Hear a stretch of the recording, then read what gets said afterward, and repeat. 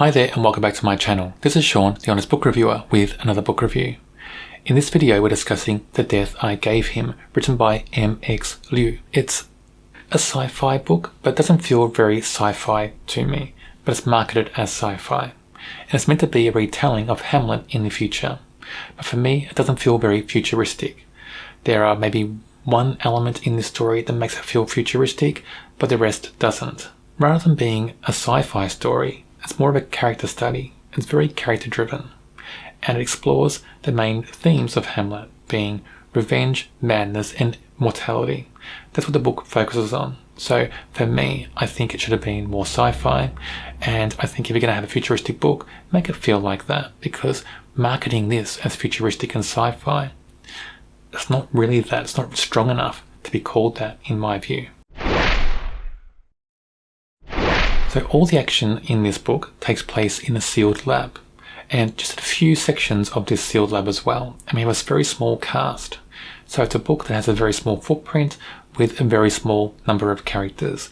And usually I do enjoy books with small footprints when they're written well.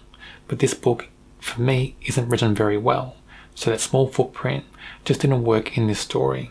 Other people may think it does. For me, it doesn't. Anyway, we start this book with Hayden, our main character, and Hayden discovers his father dead in a lab. And he's sure it's murder, and he's sure he knows who the culprit is. And so it kind of follows on that whole Hamlet theme from then on, and he thinks that his uncle is the culprit. So that's not giving anything away, because that comes out in the book very early on. So the whole book is then about him trying to get revenge on his uncle, just like Hamlet. But in my view, it doesn't seem convincing enough, and it's because of the way Hayden's written. So essentially, what we have is a locked room murder mystery, because the murder happened in a room that was sealed. We have a story that's trying to follow the theme of Hamlet, loosely. And we have characters also that are based on the characters in Hamlet. So they're the things going on in this story. And it's set in the future, apparently, and it's meant to be sci-fi. The thing that makes it more sci-fi than anything else is this AI character called Horatio. If you did not have Horatio in this book, you wouldn't think it was sci-fi at all. And Horatio, for me, is the strong part of this story, the strongest part by far.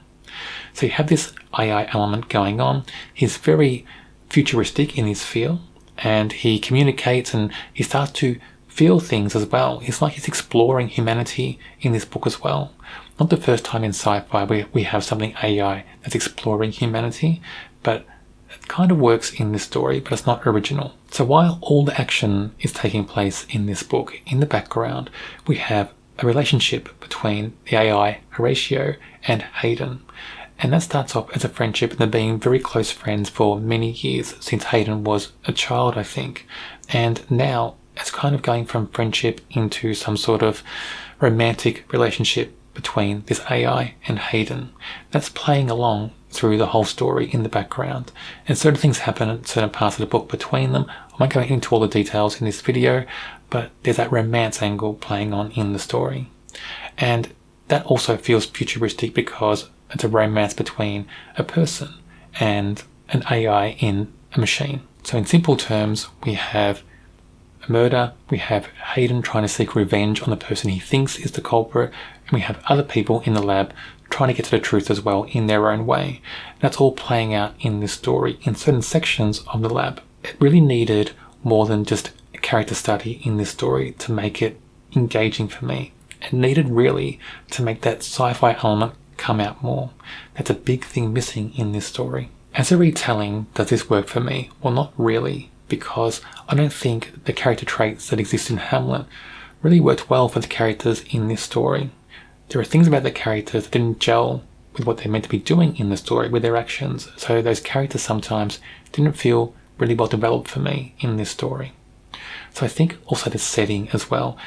Saying this is a retelling in future, that it's futuristic, didn't work for me because the lab itself doesn't feel futuristic very often. And the only thing that does is the AI Horatio. It needed more description of the world, maybe. It needed something in there to make it really feel sci-fi and futuristic. So that fails for me as well.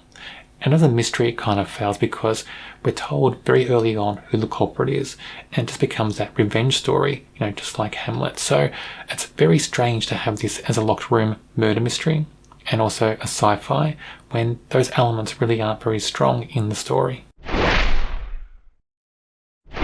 Hayden, our main character. I didn't buy this whole revenge angle at all with the character. That's down to how the character is constructed. He feels very weak as a character. He feels whiny even.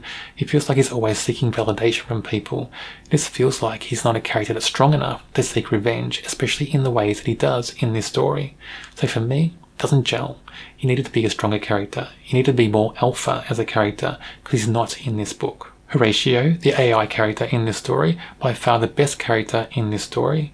I did like the whole investigation thing he does about humanity. He's trying to learn what it is to be human more. It's not the first time you see that in sci-fi. It's not original, but it's done well enough in this story. And without Horatio, this book would have been just dreadful. Charles, being Hayden's uncle. Look, I'm not going to spoil the book at all by telling you Charles is the culprit because we're told that early on in the story. But Charles as a villain, he just feels cartoonish, and he also feels stupid. These characters are meant to be very smart. They're in a high-tech lab, a secret lab, working on very complex things, so you expect them to be very smart characters. But Charles does very stupid things all through this story. Very stupid things at times. So it just makes him feel like cartoonish. It doesn't make him feel smart at all. So it didn't make him gel to who the character's meant to be.